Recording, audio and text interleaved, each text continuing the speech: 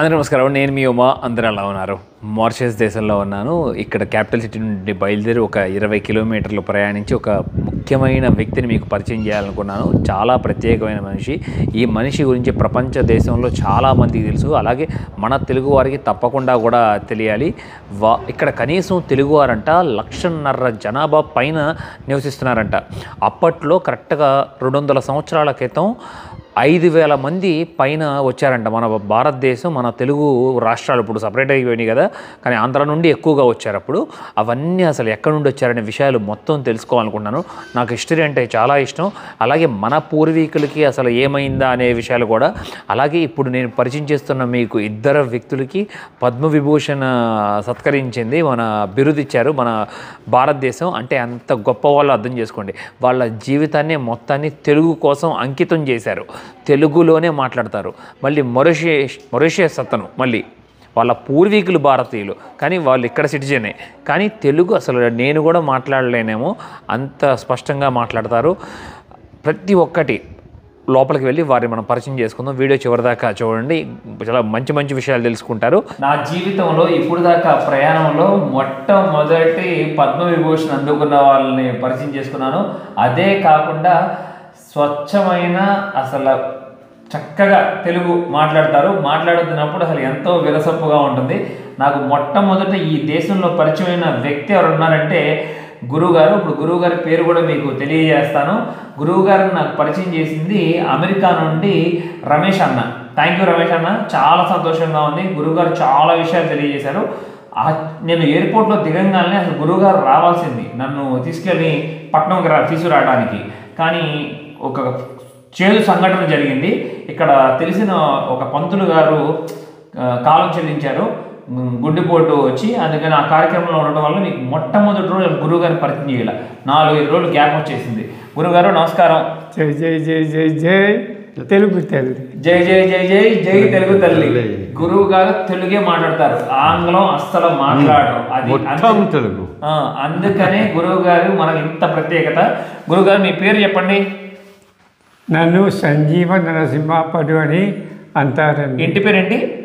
అప్పడు ఇక్కడ. ఎందుకంటే సింహాసనంలో ఉన్న విలసిన శ్రీ వరాహ లక్ష్మీ నరసింహస్వామి వారి మరో పేరు అప్పన్న, అప్పడు. అందుకే ఇంటి పేరు అప్పడు వచ్చింది. మా పూర్వీకులు తెలుగు పుణ్యభూమికి నుంచి వచ్చేటప్పుడు వాళ్ళు అటువంటి పేరుతో వచ్చారు. అంటే అప్పుడు ఆ కాలంలో అంటే పేరు గురించి ఎక్కువ బలం పెట్టలేదు, అనేక మార్పులు చేర్పులు వస్తాయి. అందుకే వాళ్ళు వచ్చేటప్పుడు ఏదో సంఖ్య ఇచ్చారు ఆంగ్ల దొరలు. ఎందుకంటే పేరు సరిగ్గా తెలియదు కాబట్టి అందుకే అప్పడు అనేది పెట్టారు. అది తరతరాలుగా వంశపారపర్యంగా. అయ్యో, అప్పుడు అంకెలు ఇచ్చేవాళ్ళు మనుషులకి, తీసుకొచ్చిన అంకెలు. అవును, అందుకే ఇక్కడి నుంచి ఇక్కడికి వచ్చిన వాళ్ళు సంఖ్యతో పిలిచేవాళ్ళు. ఎందుకంటే ఆంగ్లేయులు తెలుగు భాష రాదు. అందుకే ఈ 438 ఎవరు అప్పుడు వస్తారు. ఈ విధంగా ఆ కాలంలో భాష ప్రావీణ్యం లేదు. అది ముఖ్యంగా మన ఆంగ్ల దూరాలు కూడా తెలియలేదండి. గురువు గారు పూర్వీకులు మన భారతదేశం నుండి వచ్చారు. ఎక్కడ నుండి వచ్చారు గురువుగారు మీ పూర్వీకులు? మా పూర్వీకులు అంటే మీ తెలుగు పుణ్యభూమి ఆంధ్రప్రదేశ్, ఇంకా తెలంగాణ, అక్కడి నుంచి అదే శ్రీకాకుళం, విజయనగరం, విశాఖపట్నం, కాకినాడ, ఆవనిగడ్డ, కడప, మన ప్రకాశం, చిత్తూరు, అనేక ప్రదేశాల నుంచి. కానీ అందరూ ఒకే ఒక స్థలంలో అది కూడి ఉన్నారు. ఇక్కడ మన కాకినాడ నుంచి 30 యోజనాల దూరం నడిచి వెళ్తే అప్పుడు ఒక ఓడరేవు ఉండేది. దాని పేరు కోరంగి. అందుకే మొరిష దేశంలో ఇప్పటి వరకు తెలుగు వాళ్ళని కోరంగీలు అంటారు. అవును, ఎందుకంటే ఎక్కడి నుంచి వచ్చారు కాబట్టి. ఆంగ్లేయులు తెలుగు వాళ్ళు ఎక్కడి నుంచి వచ్చారు, వాళ్ళు ఎవరు, వాళ్ళు కోరంగిలు. ఎందుకంటే అక్కడి నుంచి బయలుదేరారు కాబట్టి. అలాగే పేరు ఇప్పటి వరకు సజీవంగా ఉన్నది. అలాగే మరొక గురువు గారు ఉన్నారు, వారు కూడా పరిచయం చేసుకుందాం. నమస్కారం గురుగారు. నమస్కారం మీ అండి. పేరు చెప్పండి. నా పేరు నారాయణ స్వామి సన్యాసి. నేను ఇక్కడ మారిషస్లో మన తెలుగు భాష, మన తెలుగు సంస్కృతి, మన తెలుగు సంప్రదాయం ఏంటో కృషితో కాపాడించాను కదా. ఇద్దరికి పద్మ విభూషణ అందించింది. ఇంకా ప్రపంచంలో ఎక్కడా లేదు నాకు తెలిసి. నిజంగా నేను ఎంతో ధన్యం చేసుకున్నాను గురుగారు మీ దగ్గరకు వచ్చి కలవడం చాలా సంతోషాన్ని అనిపిస్తుంది. అలాగే ఎక్కడ ఇంగ్లీష్ పదాల్లో మాట్లాడతానని భయం వేస్తుంది కూడా నాకు. ఎందుకంటే గురువు గారు మాట అన్నారు, మేము ఎంతో ప్రేమ చూపిస్తున్నాం మా పూర్వీకులు ఇచ్చిన ఈ భాషని, మొత్తం ఈ సంస్కృతిని, కానీ మన భారతదేశంలో ఆంధ్ర అలాగే తెలంగాణ తెలుగు రాష్ట్రాల్లో చాలా తగ్గిపోతుంది అని. అది అక్షరాల నిజం. నా కళ్ళాలతో చూశాను, మీరు చూసిందే. ముందు కాలంలో సగం తెలుగు సగం ఆంగ్ల భాష మాట్లాడతామేమో, అక్కడ దాకా ఎందుకు. నేను కూడా వీడియోల్లో ఇప్పుడు ఇతర దేశాల్లో ప్రయాణించేటప్పుడు నేను చాలా వరకు ఇంగ్లీష్ పదాలు మధ్యలో మాట్లాడతాను. ఎందుకంటే ఒక మైనస్ పాయింట్ ఉంది నాలో కూడా. నేను చదివిందంతా మొత్తం ఇంగ్లీష్ మీడియమే చిన్నప్పుడు. ఆ చదివి నాకు కొంచెం చదువు కూడా, ఇక అది నేను ఎంత చదువుకున్నాను మీ అందరికి కూడా తెలుసు. సరే గురుగారు, చాలా సంతోషంగా ఉంది. ఇంకా మంచి మంచి విషయాలంతా తెలియజేయండి. ఏ సంవత్సరాన్ని తీసుకొచ్చారు మన భారతీయుల్ని వీళ్ళు? అంటే ఆ కాలంలో, అంటే 1834 సంవత్సరంలో ఆంగ్లేయులు మారిషస్ దేశాన్ని పరిపాలించేవాళ్ళు. అదే సమయంలో భారత పుణ్యభూమి వాళ్ళ స్వాధీనంలో దండయాత్ర చేశారు. కాబట్టి రెండు దేశాలు ఒకే ఒక్క ప్రభుత్వం వాళ్ళు నడిపిస్తున్నారు. కాబట్టి మారిషస్ దేశం చూసి చాలా సస్యశ్యామలంగా ఉన్నది. మరి పని మనిషి లేవు. అందుకే చాలా సులభంగా అదే తెలుగు పుణ్యభూమి నుంచి ఇక్కడ తీసుకువచ్చారు. అదే భారత పుణ్యభూమి యొక్క సరిహద్దు, అదే సముద్రం దగ్గర ఉన్న అనేక దేశాలు, ప్రదేశాలు, మన రాష్ట్రాలు వచ్చారు. ఒక తెలుగు పుణ్యభూమికి మాత్రమే కాదు, కల్కట్టా, మన కేరళ, మన కన్యాకుమారి, తమిళనాడు. అవునండి. అంటే అది సులువుగా ఉంటుంది, ఎందుకంటే సముద్రం దగ్గర ఉన్నారు కాబట్టి. సముద్రం ఒడ్డునందరూ అవునండి. ఇప్పుడు మీరు అవినిగడ్డ అంటే నాకు అదే గుర్తొచ్చింది. ఎందుకంటే మా సొంత ఊరు కొంచెం మొవ్వ దగ్గర మూలపాలెం అని. మాట అనగానే అసలు చాలా బాధేసింది. అంటే మా పూర్వీకులు కూడా ఇక్కడ ఉన్నారేమో, అందుకే మిమ్మల్ని అడిగాను మొదటి రోజు. తప్పనిసరిగా మాలెంపాటి అనేవారు ఎవరు ఉంటే చెప్పండి, నేను చుట్టాలు ఉన్నారు, వాళ్ళకి చుట్టాలు ఉన్నారని ఒకసారి కనపడితే వాళ్ళని పాదాభివందనం చేసుకుని అసలు. తప్పకుండా. కానీ నేను ఇంతకుముందు చెప్పిన ప్రకారంగా ఇంటి పేరు ఇక్కడ మారిషస్ దేశంలో చాలా మార్పులు చేర్పులు వచ్చాయి. ఎందుకంటే ఫ్రెంచ్ వాళ్ళు, బ్రిటిష్ వాళ్ళు తెలుగుని చక్కగా మాట్లాడలేకపోతారు. అనేక మార్పులు వచ్చాయి. గురుగారు ఏం చెప్పి మోసం చేసి తీసుకొచ్చారు అంటే ముఖ్యంగా నాకు మదగాస్కర్లో ఒక తెలుగు వారు పరిచయం అయ్యారు. కాకినాడ నుండంట. ఆయన చెప్పారు, అప్పట్లో మా ముత్తాతలకి బంగారం ఇస్తాం ఇక్కడ అని చెప్పి తీసుకొచ్చారంట. మన తెలుగు వాళ్ళకి ఏం చెప్పి తీసుకొచ్చారు మిగతా వాళ్ళకి? అవునండి. అదే మా పూర్వీకులు నిరుపేద వాళ్ళు, పొలంలో మాత్రమే పనిచేసేవారు. తెల్లవారుజామున సుప్రభాతం ముందు 4 గంటలకి నిద్ర మేలుకుని వ్యవసాయంకి వెళ్ళారు. సాయంత్రం తిరిగి వచ్చేసారు 6 గంటలకి 7 గంటలకి. ఎంతవరకే తెలుసు. పండగలు ఇదంతా ఏ విధంగా చేయాలి, బంధువుల దగ్గర దూరానికి వెళ్ళి తెలీదు. అది సరిహద్దులోనే జీవితం గడిపోతున్నారు.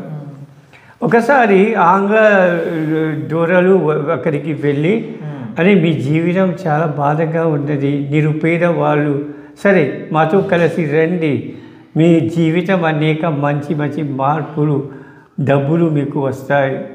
అప్పుడు ఒకే ఒక రోజు, కానీ మీరు వచ్చేటప్పుడు మీరు ఉపయోగిస్తున్న అన్ని మన సంస్కృతికి, మన పండుగలు, వేషధారణ, భగవద్గీత, శ్రీమద్ రామాయణం, వేమన పద్యాలు, తెలుగు పెద్దవాళ్ళు అన్నీ తీసుకుని రావాలి. పెద్ద దీపాల సెమ్మె కూడా తీసుకువచ్చారు శిరస్సు మీద.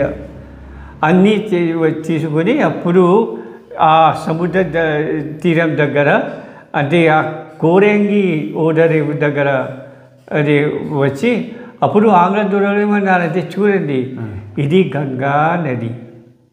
అబద్ధం, పచ్చి అబద్ధం. ఎందుకంటే సముద్రం అంటే ఏమిటో, సరస్సు అంటే ఏమిటో తెలీదు ఆ భేదాలు. కానీ ఆంగ్ల దూరంలో చెప్పారు ఇది గంగా నది. కళ్ళ నుంచి నీళ్ళు కాస్తారంభించారు. అందుకే కర్పూరం వెలిగించి తమలాబొక్కు మీద నీళ్ళ మీద పెట్టేసి ఆహా మా జీవితం ధన్యమైపోయింది, ఎందుకంటే ఈరోజు మాకు గంగా నది దర్శనం చేసింది. అప్పుడు పాట పాడుతూ హాతి ఇచ్చారు. దేవి సురేశ్వరి భగవతి గంగే త్రిభువన తారల తరల తరంగే శంకర మౌళి విహారిణి విమల తవర తిరాతం పద కమలి. గంగా నది అంటే ఏమిటో, సముద్ర తీరం అంటే ఏమిటో ఎవరికి తెలీదు, కానీ ఆంగ్ల దొరలు మాత్రమే తెలుసు. వాళ్ళు తినకుండా పడుకున్నారు, ఎందుకంటే గంగా నది దర్శనం జరిగింది. అప్పుడు ఉదయపు వేళ చూడండి, అటువైపు మిమ్మల్ని తీసుకుని వెళ్తాము, వెళ్ళి రాళ్ళు విగిరితే బంగారు కాసులు మీకు వస్తాయి. ఎంత మోసం, మహామోసం. ఇంటికి అవతల ఒడ్డు సముద్రం ఉందో తెలియదు. అదే రోజు 4 ఓడలు సిద్ధంగా ఉన్నాయి. అవతల వెళ్ళటానికి కాదు, ఎందుకని మా పొరుగు తెలియదు ఎంత దూరంగా, కొంత సమయం పడుతుంది ఆంగ్ల దూరాలు అన్నారు. ఆ హడావిడు దాదాపు చాలామంది, ఒక 10,000 మంది ఓడల మీద ఎక్కనారంభించారు. 4 ఓడలు, పిల్లలు ఒక ఓడ ఎక్కారు, పెద్దవాళ్ళు మరొక వెళ్ళారు, మిత్రులు మరొక ఓడ. ఒకే రోజు ఒకే సమయంలో 4 ఓడలు బయలుదేరాయి. ఒకటి దక్షిణాఫ్రికాకి పోయింది, రెండోది మారిషస్కి వచ్చింది, మూడోది బర్మా మియాన్మార్కి పోయింది, 4వది మలేషియా దేశానికి వెళ్ళింది. ఈ 4 దేశాలు నేను పెద్ద పరిశోధన చేశాను. సంస్కృతి ఒకటి, భాష ఒకటి, సాహిత్యం ఒకటి, భజనలు ఒకటి అని నేను చెప్పుకున్నాను. కానీ ఆంగ్ల దొరలు మోసం చేశారు, కానీ మంచి మోసం, మంచి కోసం. ఎందుకంటే ఆ కాలం నుంచి ఇప్పటి వరకు వాళ్ళు పొలంలోనే మాత్రమే పని చేసేవారు. కానీ ఈ రోజుల్లో అందరికీ ఇల్లు ఉన్నది, వాహనాలు ఉన్నాయి. అదే ఆంగ్ల దొర చేసిన మంచి పని. కానీ అదే వచ్చింది నా ఉద్దేశంలో గురువు గారు, అంటే మీ ఉద్దేశంలో ఆంగ్ల కొంచెం చేశారు, మంచి చేశారు, మీకు కాదంటలేదు. కానీ మన పూర్వీకులను చాలా చిత్రహింసలు పెట్టారు కదా గురువు గారు, చాలా మంది మరణించారు కదా, వేల మంది. అదే దారి మీద, అంటే సముద్రం మీద వెళ్తూ వెళ్తూ చాలా మంది స్వర్గస్థులైనారు. విసిరేసేవారు సముద్రంలో చేపలు బాగా తిన్నాయి, చూసారా, అది కూడా మధ్యలో జరిగినాయి. అవును గురువు గారు, అవును. పసిపిల్లలు అంతా, అవును అవును, ఎందుకంటే చాలా దూరంగా 6,000 కిలోమీటర్లు. కానీ తెలుగు వాళ్ళు మన సంస్కృతి కాపాడాలి, భాష కాపాడాలి అని ఇక్కడ ఉదయం నుంచి సాయంత్రపు వాళ్ళు పని చేసిన తర్వాత అప్పుడు ఒక చిన్న గుడిసె, ఏ ప్రాంతంలో ఉన్నారు అందరూ కూడి భజనలు పాడేవారు, రామాయణం చెప్పేవారు. ఈ విధంగా అర్ధరాత్రి వరకు అప్పుడు వెళ్ళి పడుకుంటారు, మర్నాడు మళ్ళీ పొలానికి వెళ్తారు. ఈ విధంగా తరతరాలుగా మన సంస్కృతి సంప్రదాయం ఎంతో సజీవంగా ఉన్నది. అవును గురుగారు. మరొక విషయం ఏంటంటే గురుగారు, అప్పట్లో వచ్చిన జనంకి ఇక్కడికి వచ్చిన తర్వాత అసలు ఇది సముద్ర దీవెన కూడా తెలియదు అంట కదా. అవును, ఎందుకంటే కొంతమందికి అనిపిస్తుంది, నాకు అనిపిస్తుంది, ఈ రూమ్లోనే కూర్చుని మీరు నన్ను పని చేయించినప్పుడు నాకు వద్దు ఇక్కడ అని చెప్పి నేను పారిపోతాను. అలా పారిపోయినప్పుడు ఎటు పక్కకి వెళ్ళినా కూడా సముద్రమే కనపడిందంట. అవునండి అవునండి. మరి ఈ విధంగా చేసి తొలిసారిగా అటువంటి సముద్రం చూశారు. మరి సముద్రమా నదియా వాళ్ళకి తెలియదు, చెరువా తెలియదు. కానీ వాళ్ళు ఆసక్తి పుట్టింది, ఎందుకంటే మేము అక్కడికి వెళ్తే మా జీవితం ఎంతో శుభ్రంగా మంచిగా జరుగుతుంది. ఇక్కడికి వచ్చిన తర్వాత కొన్ని తర్వాత నిజంగా ఆ బంగారు కాసు దొరికినట్టు చెప్పవచ్చు. అది కొన్ని తరాలు కదా గురువు గారు, కానీ అప్పుడులో వాళ్ళు చాలా బాధింపబడ్డారు కదా. అవునండి, కొండ మీద నుండి లమోరెన్ కొండ దగ్గర దాక్కుని చాలా మంది దూకి చనిపోయారు. అవునండి, ఇక్కడ మొరిషియస్ దేశంలో కొన్ని ఊళ్ళు తెలుగులోనే ఉన్నది, తెలుసా? కొరమండల్ ఒకటి, తర్వాత కృష్ణా జిల్లా బ్లాక్ రివర్ అంటారు. అదే కృష్ణుడు ఇది ఈ రంగులో ఉంటుంది. నలుపు రంగు. అప్పుడు ఆంగ్లేయులు మార్పు చేశారు. కృష్ణా నది కృష్ణా జిల్లా చెప్పే బదులు బ్లాక్ రివర్ అని అనేవారు. అలా పెట్టేవారు బ్రిటిష్. ఇదే కృష్ణా నది అని చెప్పేవారు వీళ్ళకి. ఈ విధంగా కొన్ని స్థలాల్లో ఇప్పటి వరకు తెలుగు పేర్లతో పిలువబడుతుంది. గురుగారు, ఒక ముఖ్యమైన క్వశ్చన్, మీరిద్దరూ బిరుదులు అందుకున్నారు మన భారతదేశం నుండి, చాలా మంచి చేస్తూ అలాగే తెలుగుని కాపాడదామని చెప్పి. ఎలాంటి ఆశ లేదు గురుగారికి. ఇదిగోండి, గురుగారి వయసు వచ్చి 66. గురుగారు 66. కరెక్ట్గా 2 సంవత్సరాల క్రితమే గురువుగారిని తన ప్రతిభను గుర్తించి మన బిరుదు ఇచ్చారు మన భారతదేశం, అట్లాగే ఇక్కడ మారిషస్ ప్రభుత్వం ఇద్దరు కలిసి. కానీ ఎన్నాళ్ళు ఎప్పుడు తన ఏది ఆశించకుండా తెలుగుని చాటి చెప్పారు ప్రపంచం అంతా. మన డాక్టర్ నారాయణ స్వామి సన్యాసికి కూడా అటువంటి బిరుదు వచ్చింది. అవును, ఇద్దరు ప్రభుత్వం వాళ్ళు కూడా ఇచ్చారని. అంటే మేము ఏమీ ఆశించలేదు, కానీ ఏదో మేము చేస్తున్నాము, ఉత్తతాభక్తి చేస్తున్నాము, వాళ్ళు ఒక గుర్తింపు లాగా ఇచ్చాము, సరే స్వీకరించాము ఇంతవరకే.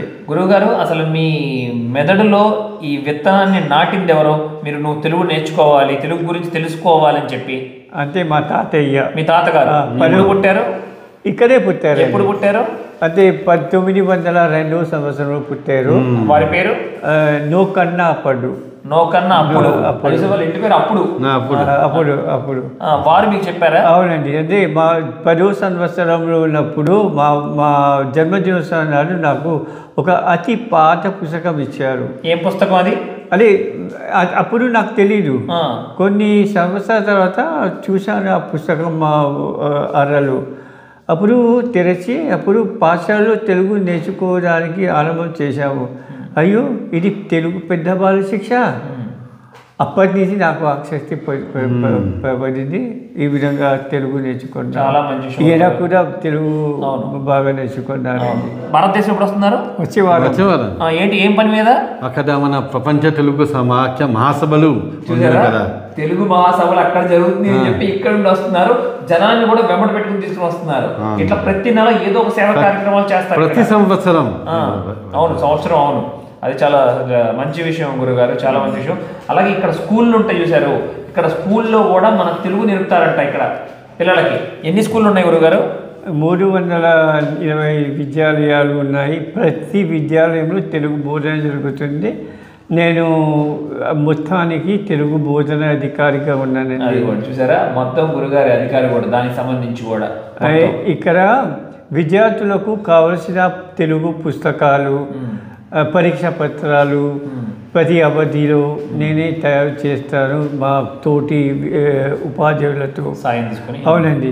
మరి అటువంటి అవకాశం మా ప్రభుత్వం వాళ్ళు ఎక్కువగా ఇస్తున్నారు. మరి తెలుగు భాష అనేది ఇక్కడ ఎంతో విస్తృతంగా, ఇక్కడ కష్టంతో నేర్చుకోరు, ఇష్టంతో, ప్రేమతో, అందంతో, ఆనందంతో నేర్చుకుంటారు. ఇది తేడా. పరీక్ష రాసిన తర్వాత మంచి గుణాలు 98% వరకు వస్తుంది. చూసారా? ఎంతో ఆసక్తితో వాళ్ళు నేర్చుకుంటారండి.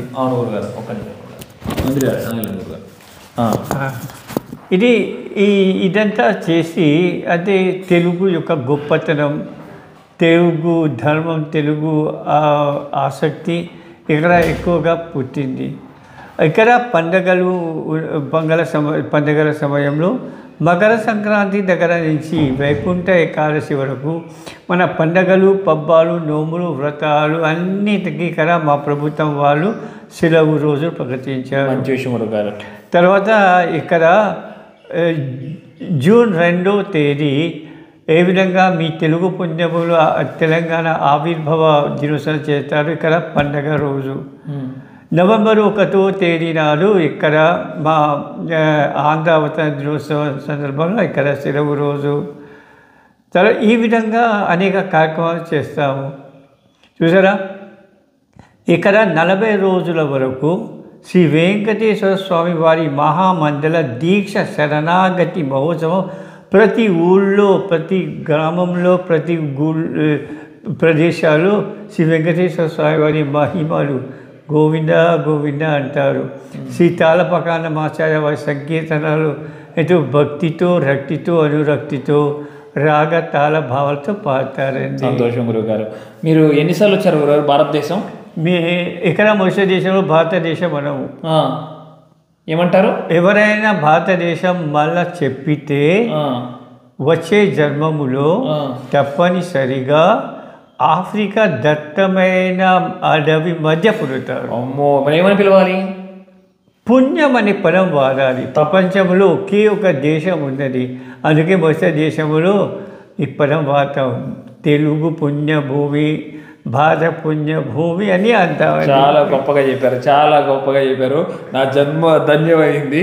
ఇప్పుడు నుండి జాగ్రత్తగా మాట్లాడతాను. నెక్స్ట్ టైం అనేప్పుడు తప్పకుండా. అయ్యో, ఇప్పుడు కూడా ఆంధ్రప్రదేశ్ ఒకటి వాడాను చూడండి. గురువుగారు బట్టికి ఇప్పటికి కూడా వాళ్ళే చూడండి. మళ్ళీ గురుగారు పుట్టింది ఇక్కడే పెరిగారు, మొత్తం ఇక్కడే. చాలా బాగుంది గురుగారు. ఇంకా మంచి మంచి విషయాలు చెప్పండి. ఇక్కడ ఒక పోటీ పెట్టారు తెలుగు పుణ్యభూమికి వెళ్ళేటప్పుడు కూడా.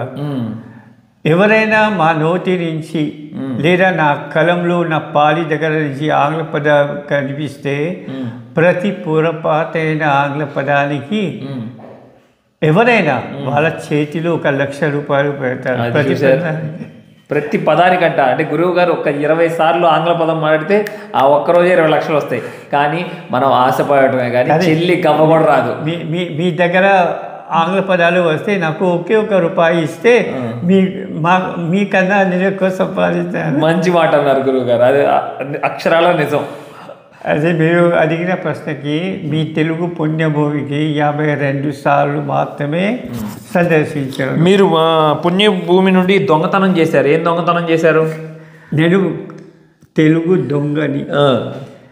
52 సార్లు తెలుగు పుణ్యభూమికి సందర్శించి నా కోరిక ఏమిటంటే ఇప్పటి వరకు 52 సార్లు మాత్రమే మీ తెలుగు పుణ్యభూమికి దర్శించాను. ఎప్పుడైనా మొదటి దేశం నుంచి విమానంలో ఎక్కి 4 గంటల 45 నిమిషాలు ప్రయాణం చేసి చెన్నైలో దిగుతాను.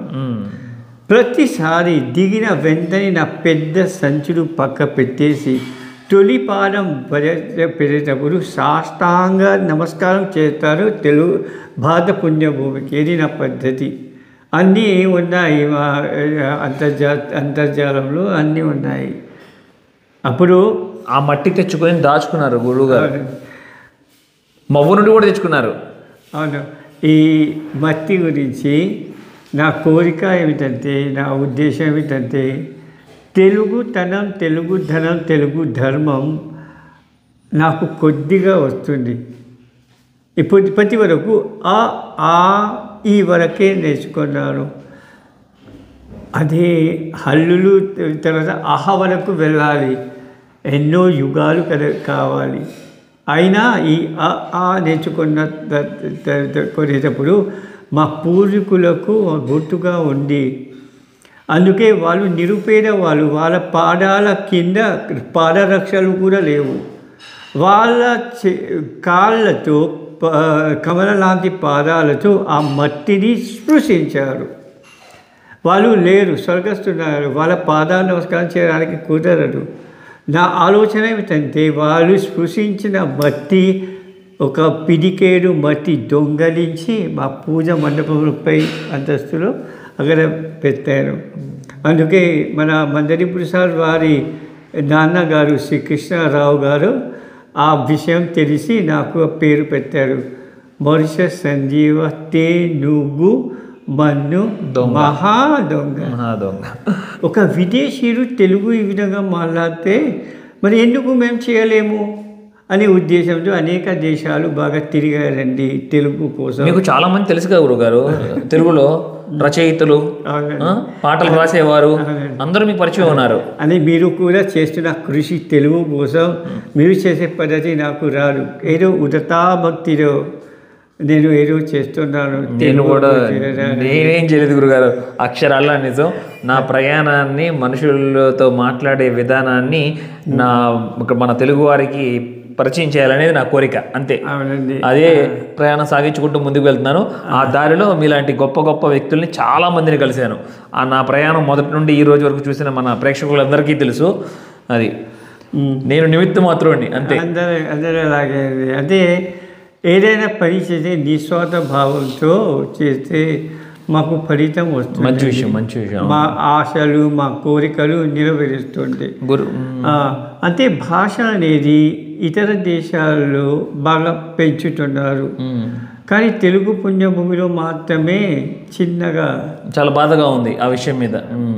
నమ్మలేక పోతున్నామని. తెలుగు పుణ్యభూమిలో తెలుగు పుట్టినీళ్ళు కాబట్టి ఎందుకు ఇలా వచ్చింది, అదే మాకు చాలా బాధగా ఉంది. సరే, గురుగారు ఇంకో మాట కూడా అన్నారు, జీతం కోసం ఆంగ్లం తప్పకుండా నేర్చుకోవాలి, కానీ అమ్మ తల్లి తండ్రితో మాట్లాడేటప్పుడు మన మాతృభాష తప్పకుండా నేర్చుకోవాలని. అవునండి, మాతృభాష ఏ భాష తీసుకున్నా, ఏ మాండలికం, ఏ యాస తీసుకున్నా మాతృభాష చాలా ముఖ్యమైన. ఎందుకంటే గుండెను అట్టుకుంటున్నది. అదే జననీ జన్మభూమిశ్చ స్వర్గాదపి గరీయసి అని శ్రీమద్ రామాయణంలో మర్యాద పురుషోత్తమ రామచంద్రుడు అదే లక్ష్మణుడు అని అన్నారు. లక్ష్మణుడు ఏం చేశారంటే, అన్నయ్య చూడండి, అన్నీ లంక అంటే బంగారం ఉన్నది, అది రావణుని చంపేశారు, మరి తిరిగి వెళ్తున్నారు పుష్పక విమానంలో, దయచేయండి నేను ఇక్కడే ఉంటాను, బంగారం ఎక్కడ చూసినా బంగారం. అప్పుడు మర్యాద పురుషోత్తమ రామచంద్రుడు అన్నారు, ఓ పిచ్చివాడా, జననీ జన్మభూమిశ్చ స్వర్గాదపి గరీయసి, దానికి నేను కూడా మాతృభాష కూడా కలిపి పెడతాను. అదే మాకు జన్మమిచ్చిన అమ్మ, ఎక్కడ మా మాతృభూమి, తర్వాత మా మాతృభాష స్వర్గం కన్నా గొప్పది అని కలిసి పెట్టారు. చాలామంది మా మీద కోపంగా ఉన్నది, తెలుగు కోసం ఇదంతా చేస్తున్నారా, వేరే పని లేదా అని అంటారు. నమస్కారం పెడతారు అంతే. అదే మోర్ష దేశం నుంచి భారతపుణ్యముకి వెళ్ళాలంటే 5445 యోజనాల దూరంగా ఉన్న తెలుగు యొక్క పరిమళం ఇంకా వ్యాప్తం చేయాలని మా చిన్న ఉడత భక్తి అండి. గొప్ప గొప్ప విషయాలు. ఇదిగోండి, గురువు గారి దగ్గర మరొక ప్రత్యేకత ఉంది, గొప్ప ప్రత్యేకత. ఆకు మీద పెయింటింగ్ వేస్తారు. గురుగారు ఏంటి అసలు, ఏం ఆకు ఇది? అది రావి పత్రం. నేను ఈ కళ కూడా భగవంతుడు నాకు ప్రసాదించారు. ఇప్పుడు అంటే పిల్లలకి బోధించే ముందు శ్రీమద్ భగవద్గీతలో ఉన్న 15వ అధ్యాయంలో ఉన్న 2వ శ్లోకం అందరికీ నేర్చుకున్న తర్వాత అప్పుడు దీని మొదలు పెడతాం. ఎందుకంటే 2వ శ్లోకంలో ఈ ఆకు యొక్క విశిష్టత రాయబడింది. ఆ 2వ శ్లోకం అది 15వ అధ్యాయం ఇట్లా జరుగుతుంది.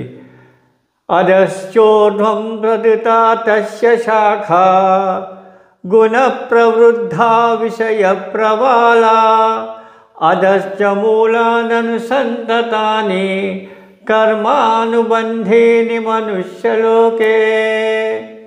పిల్లలు నేర్చుకుంటున్న తర్వాత, కంఠస్థు చేసిన తర్వాత అప్పుడు ఇది మొదలు పెడతాము. రావి ఆకు మీద మోర్ష దేశంలో అన్ని శివాలయ యొక్క ప్రాంగణంలో నాటుతారు.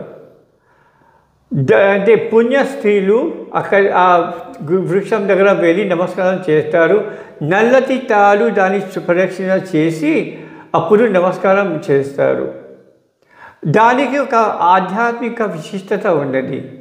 అన్ని వృక్షాల కన్నా ఈ అశ్వత్థ వృక్షం అతి ఎక్కువ సంవత్సరాలు బతుకుతుంది. భగవంతుడి కృప వల్ల నాకు అటువంటి కళ ఇచ్చారు. అంటే రావి ఆకు మీద ఏ విధంగా జరుగుతుంది. నేను ఏం చేశానంటే భగవత్ కృప వల్ల 1400 బొమ్మలు గీశాను. ఒకే ఒక శీర్షిక, తెలుగు సాంస్కృతిక వారసత్వం. అందుకే మీ ప్రభుత్వం వాళ్ళు తెలుగు పుణ్యభూమిలో నాకు విశిష్ట అశ్వపత్ర పురస్కారం నాకు ఇచ్చారు, లోపల పెట్టారు. అద్భుతం గురుగారు. అవునండి, ఎందుకంటే ఒకే ఒక విషయం మీద 1400 బొమ్మలు ఇంతవరకు సాధించలేదు. చాలా సంతోషం గురుగారు. అవునండి, అందుకే చేశాను. ఇప్పుడు ఇవి చిన్న ఆకు మీద వేస్తే చాలా కష్టంగా ఉన్నది. అవును గురుగారు, అది చూడండి ఒకసారి. బాబా మొత్తం చూడండి, మొత్తం అసలు ఎంత అద్భుతంగా చిత్రీకరించారో గురువుగారు.